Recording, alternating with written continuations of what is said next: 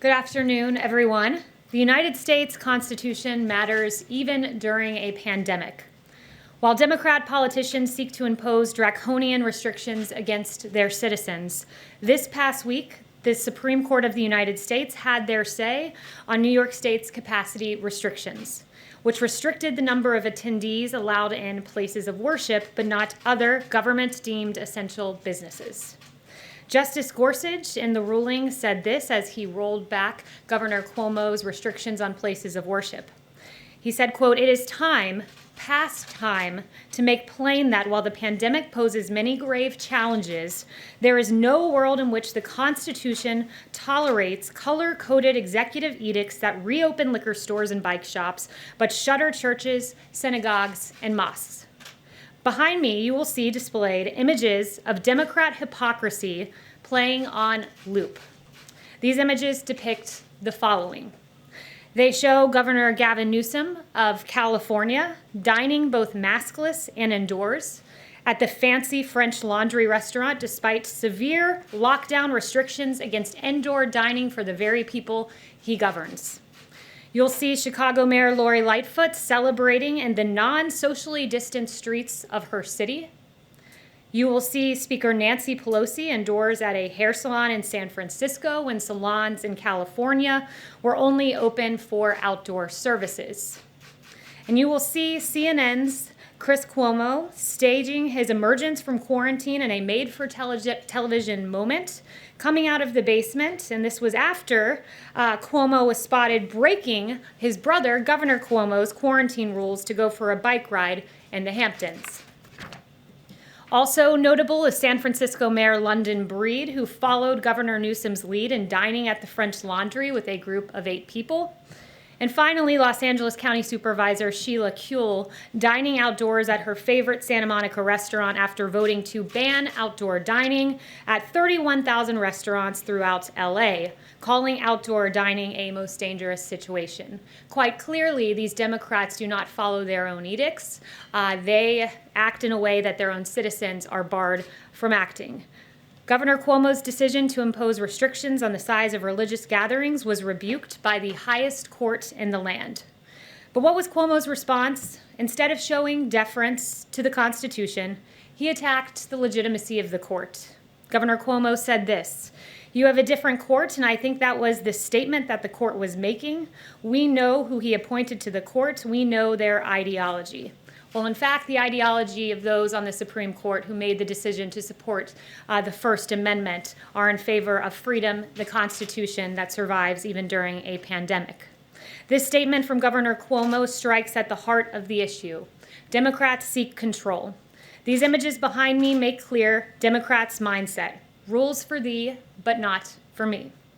The president stands with you, your freedom, your ability to decide how to best protect your health. We all know how to protect ourselves from COVID-19, wash your hands, socially distance, wear a mask. But as one federal court put it, there is no pandemic exception to the Constitution. And with that, I'll take questions. Welcome back, Kristen. Good to have you back. Thank you so much. Good to see you. Thank you. Appreciate it. I want to ask you about comments that the Attorney General made to the Associated Press. He said, quote, "To date, we have not seen fraud on a scale that could have affected a different outcome in the election." Given that, why hasn't President Trump conceded? So first, he went on to say this. It was in an AP interview where he made that initial comment. But in that same AP interview, he went on to say that he thinks a lot of people are confusing the use of the federal criminal justice system with allegations that should be made in civil lawsuits. And he discerned the fact that, he said, quote, "There's a growing tendency to use the criminal justice system as sort of a default fix-all. And the campaigns litigation is all civil litigation, which is apart from something that the DOJ would be involved in." Follow up with you on that of more than 40 cases that have been brought by the president's legal team. The majority have been denied or dismissed. The election results have been certified in all of the battleground states. Does the president still think he has a path to win? The president has said that he believes all legal votes should be counted and all illegal votes should not be counted. And in fact, the campaign is pursuing that litigation. I can't get into the details of that litigation here, but they still do have active cases in Nevada and Wisconsin. But how does he overturn the results when they've already been certified in these battleground states, Kayleigh? Again, the president is just looking for every legal vote to be counted, and I will leave it to the campaign to pursue their end. Does he have faith in Attorney General Bill Barr? Does he still have confidence in Bill Barr? The president, if he has any personnel announcements, will be the first to know it. Yeah. We'll go for Janet. Thank you. Two questions. Has the president then spoken to Attorney General Bill Barr since these comments came out yesterday?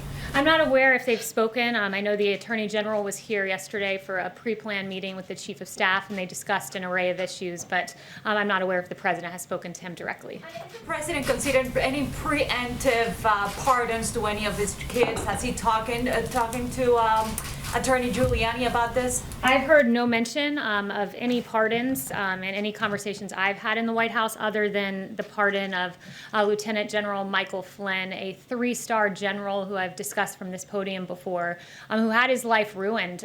He was a valiant hero who served his country both on the battlefield and then came to work in government. And what happened to him was there was an FBI note that said they wanted to get Lieutenant General Michael Flynn to lie. There then was a criminal leak of his identity in a phone call he had. He was told no lawyers were needed in the discussion the FBI was having with him. FBI investigators then after said they did not think that Lieutenant General Michael Flynn was lying, but yet he was still pursued in an unjust manner, and the government failed to provide the original FBI 302s from that interview. It was an egregious miscarriage of justice, and we're finally glad that justice was served for a war hero, Lieutenant General Michael Flynn. David. Is the President planning to announce his 2024 candidacy in a formal event here at the White House before January 20th or even on January 20th? I've not heard any discussions of that. I'm aware of the reporting, but the president's campaign is currently pursuing active litigation, and that is the focus, at least at the moment. You heard his comments last night. It sounds like he's planning to run again. Do you know if that's a fact? I haven't spoken to him about that again. His campaign is pursuing litigation. I would redirect you to the campaign. Yeah. Yes. Mark Meadows has been meeting with Commissioner Hahn. What is being discussed? And also, did the White House get a heads up that the UK was going to be approving the Pfizer vaccine? I'm not aware of any heads up that we were given, but what I will say about Dr. Hahn is it is par for the course for the Chief of Staff to meet with him as we're trying to save American lives with a vaccine in record time. In fact, 2 vaccines, not only a vaccine in record time.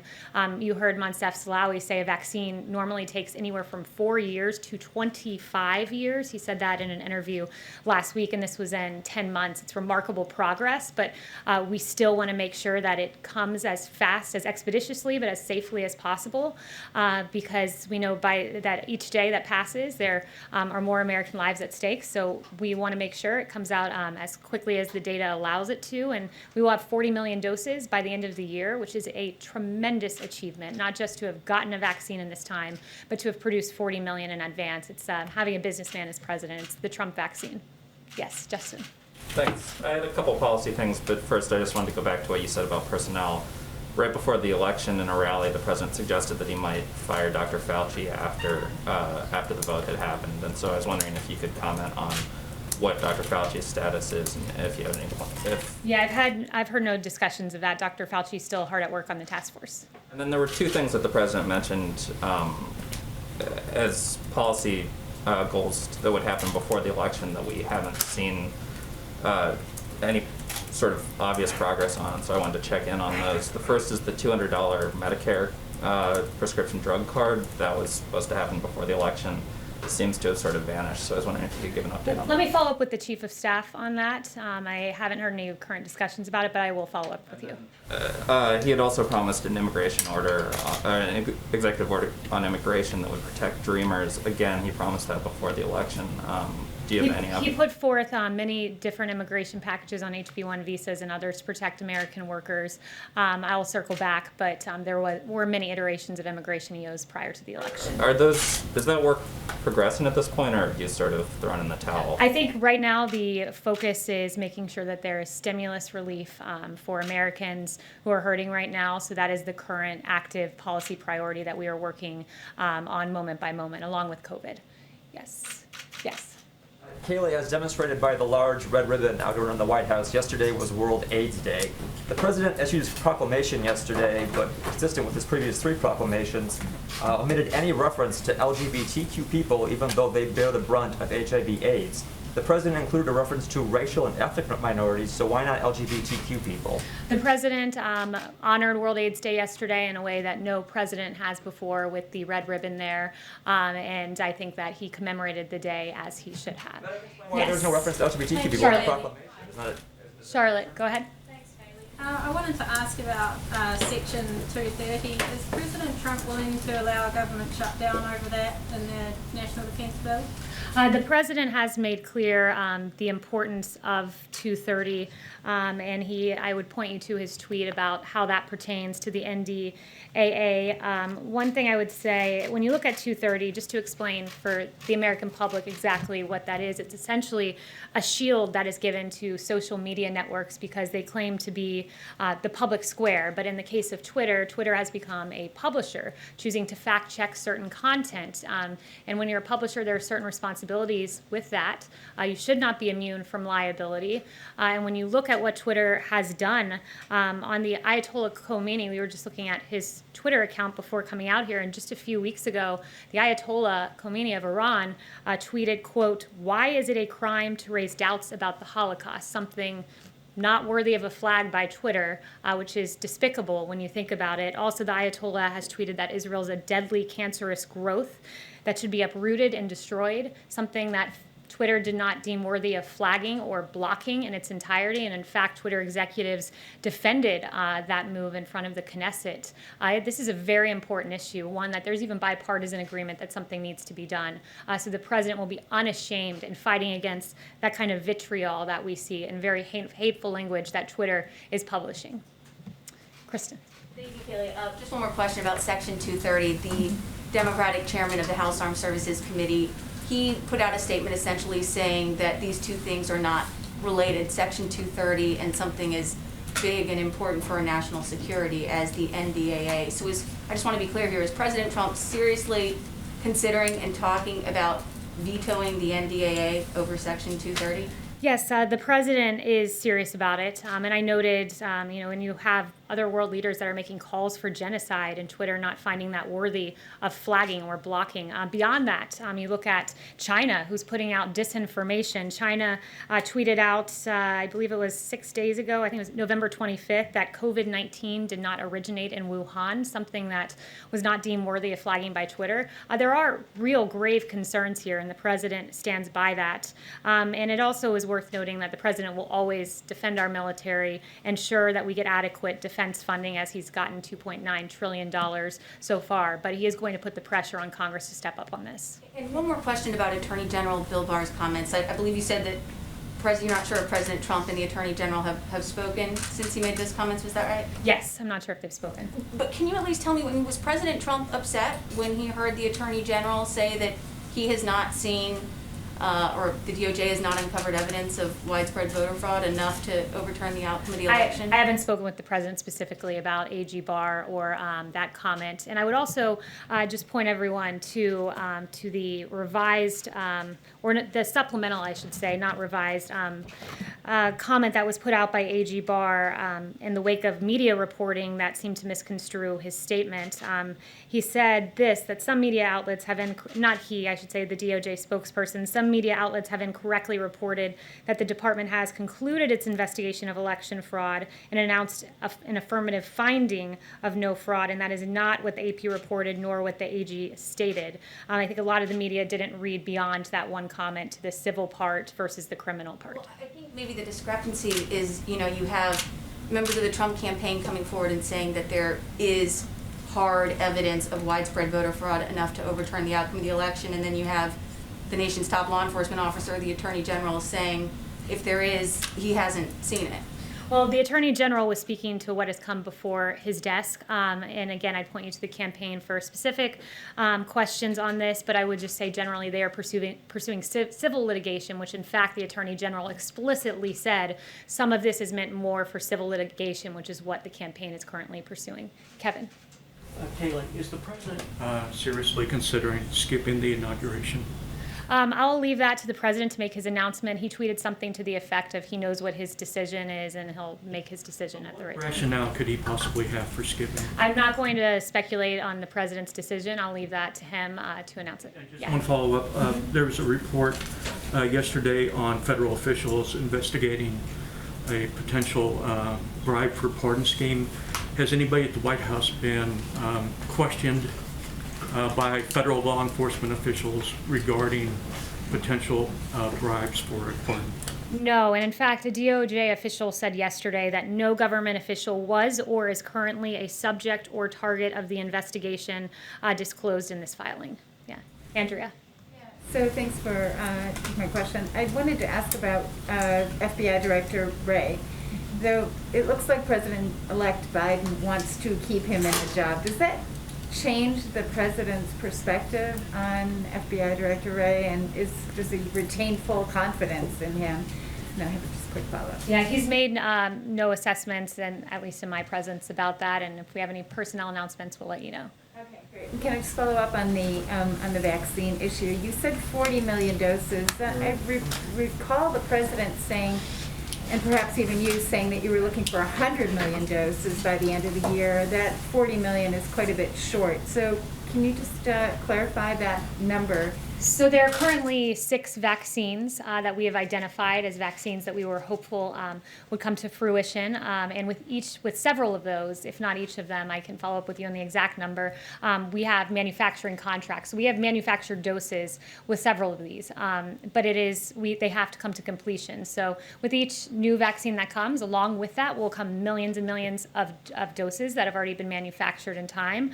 But currently, of the 4 vaccines in phase 3 clinical trial, Moderna, Pfizer, AstraZeneca, and Janssen, 2 of those have gotten to the point of applying for an EUA. So really, it's incumbent on the manufacturer and those going through the phase 3 clinical trial to get that data to us, and then it's manufactured and ready to go. So the moment someone else gets to a 94% effectiveness rate or whatever the barometer is, we will have those doses. Yes. Yes. Thanks, Kayleigh. I have just 2 quick questions, if I could. Georgia officials have said election workers there are facing threats because of the president's false claims about winning the state and his rhetoric throughout the election. Does the president condemn threats against election workers, or does he take any responsibility for those threats? We condemn any threats against anyone. There's no place for violence. What I will say, though, too, is that the president's lawyers, they were doxxed by a left organization, their private information put out. So we're seeing that happen to people on both sides of the argument, and there's no place for that ever anywhere. And then just real quick, the CDC director today said that the next few months could be among the worst public health months in American history. I wondered, does the White House, is it setting a good example for the public for the White House to be holding in-person holiday parties at a time when the CDC and other organizations are asking Americans to forego those kinds of celebrations for their own safety? Yeah, so, if you can loot businesses, burn down buildings, engage in protest, you can also go to a Christmas party. You can celebrate the holiday of Christmas, and you can do it responsibly, which is why the East Wing has noted that they'll have smaller guest lists, masks are going to be available, social distancing is going to be encouraged, hand sanitizing stations, among other measures. But we will engage in the celebration of Christmas, and there will be a Hanukkah celebration as well. Yes. Yes. Meredith. Thanks. Does President Trump, has he had any kind of conversations with allies on Capitol Hill about challenging Joe Biden's electoral college votes with Congress? We saw one of his allies today said he plans to do that. Is that a conversation that the president's had at all? Not that I'm aware of. Ines. Oh, yes. The White House Coronavirus Task Force is privately telling governors that Americans under the age of 40 who gathered with people outside their households at Thanksgiving are dangerous to others and should isolate immediately. Why is the White House not publicly sharing that same information with Americans? You said that was in what document was that? The White House Coronavirus Task Force is privately telling governors. That those Thanksgiving celebrations there's CDC guidance out there as to when you should and should not isolate, so I would point you to that. That's all been publicly available since the beginning of all of this. Christian. Yeah, thanks, Kayleigh. So if some version of the defense authorization makes it to the president's desk with language that terminates Section 230, would he sign it into law, even if there's language in there that renames bases bearing Confederate, names or named after Confederate officials? Yeah, he's said before he's very much against the Warren Amendment, and public polling is with him on that. How that intersects with the 230 tweet, I will have to follow up with him about. I don't know if that position has changed, given what he tweeted recently, but I will follow up on that. And then on China, Yes. Joe Biden told the Times that he doesn't want to roll back the China tariffs or the Phase 1 trade deal. Do you know if the president plans on reaching out to Mr. Biden to talk about, China trade, since it's been such a hot policy issue, or any other policy really, before January 20th? I'm not aware of any plans of that at the moment, but if I do, I'll let you know. Yeah. Meredith. You gave some examples of, lawmakers who've been talking about COVID, but I am curious, where has President Trump been in offering public leadership on this topic of the coronavirus, especially as we've seen cases surge? We haven't seen the president make any sort of public comments or even tweets about this surge in cases. So I'm curious what sort of examples you have. Yeah, quite a bit. I mean, he's created the greatest testing system in the world. He gave a press conference about 2 weeks ago, I believe, on the vaccine, which he has done at warp speed because he's torn down bureaucratic barriers. He's been hard at work. He's done, I don't know how many coronavirus task force briefings from this podium, but the work he's done speaks for itself. The fact that now the case fatality rate in this country is 2%. It was 6% in April, and what that means is it's a testament to our therapeutics. Another thing that happened recently, in fact, mid-November, got almost no attention, but it's again a testament to the president, is the two new therapeutics. They are renditions of, one is a monoclonal antibody, another one is a Regeneron therapeutic, and these two therapeutics are given to people with mild to moderate COVID symptoms that are at high risk for severe COVID or hospitalization. So the fact that we've got to the point where we now have therapeutics we can give you in advance to try to prevent you from going to a hospital, and we've sent out 169,000 vials of one and 36,000 vials of another just in a few weeks. He's hard at work at this with the task force behind the scenes. And when we talk about his public leadership, just on COVID generally, I think it's a fitting time, given your question, to note Dr. Fauci now says that we should keep the schools open. He said that this Sunday. This is something the president has said for months. It caused me to go back to July and look at one of my briefing books from July 16th, 2020. And what I found in there was this. The science was always on our side about keeping schools open way back in July. It's being acknowledged now, but in July you had Dr. Redfield saying, unlike flu, kids are not driving the transmission cycle. You had Dr. Atlas, who's been a leading voice on keeping the schools open, saying everyone else in the Western world, our peer nations are doing it. We can do it. This was back in July. We had a study from the Netherlands about few reports of infections from schools that had stayed open. This was back in July. You had a Yale School of Public Health professor named Albert Coe saying that the bottom line is the impacts of COVID-19 on children is minimal or very low compared to other groups. There was a Lancet quote to that same effect. This was back in July when the president was saying, keep the schools open. I'm looking at the science. It's detrimental to keep kids out of school. But what were Democrats saying? When the president was following the science, here's what Democrats were saying. You had Governor Gavin Newsom say this, I'm not taking pressure from Trump on opening schools. You had Governor Cuomo saying it's not up to the president about opening schools as schools were shut down. You had Mayor de Blasio, who interestingly reversed himself this week, and now kids can go back to school. But back in July, when the science was on our side, he was saying what we won't do is ignore the science and recklessly charge ahead like our president, who was always following the science. You had Jennifer Rubin tweeting that now he wants to kill your kids. I'm not sure how that's responsible reporting. And then you had Anderson Cooper saying that he actually just doesn't care about kids at all, nor the health of their teachers and parents. And you had the American Federation of Teachers and the National Education Association railing against the president as well. The president's followed the science. He's also kept in mind we have a constitution, and he will be unashamed and always advocating for the science and the best interests of the children of this country. Thank you very much.